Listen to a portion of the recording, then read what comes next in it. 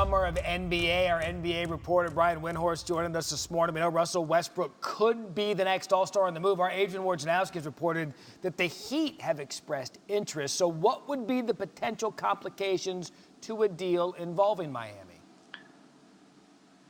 Yeah, so Russell Westbrook would like to play in Miami if he's not going to go to Oklahoma City, and the Heat would like to have him. So what's the delay here? The delay is that the Thunder have made it clear to any team that they're talking to right now that they want to get out of the luxury tax with a Russell Westbrook trade. That means sending out more money than they take back. And Westbrook makes almost $39 million, so that's shouldn't be too difficult, except for the Heat are hard capped because of the Jimmy Butler trade. They can't spend more money. They can't do a trade like that. So it requires either the Thunder to reduce their expectations from the Heat, or for a third team to get involved that would sort of take a contract to make this possible to satisfy both parties. I do think there's a deal to be made here. I just think that it's going to take some time for the one or the other side to maybe blink a little bit. So there are some other teams that are involved. The Detroit Pistons are certainly one. Teams are also out there watching to see if the Charlotte Hornets or the Orlando Magic get involved. They think they're sleeper options.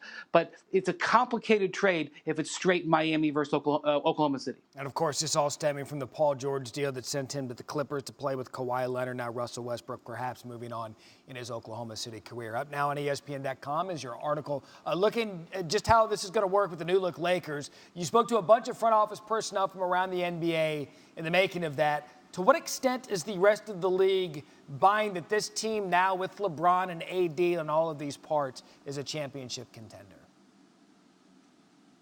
Yeah, for Laker fans, okay, here's what I can say talking to all these people around the league.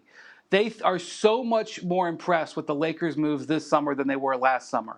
The addition, obviously, of Anthony Davis is a huge add, and then they have really worked to put 3-and-D specialists around LeBron. These are, guys like Avery Bradley, Danny Green, especially if they could maybe get a guy like Kyle Korver.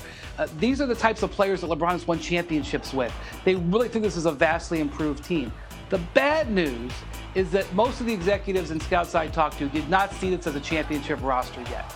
That even though Anthony Davis and LeBron are two of the league's best players, that they still think they're going to have some defensive issues, and they still think overall they don't have the firepower in a loaded Western Conference. Now, I know Laker fans are going to disagree with that. They think it's going to be a championship season, but the executives think that they're still a little bit away from that level. You're good. Laker fans aren't awake yet. It's 4 a.m. out west or right around there. Lakers have missed the playoffs in 6 straight seasons. Right. Before that, hard to believe the franchise had missed out on the postseason just 5 times combined. Our Brian Windhorst with us this morning. Brian, thank you.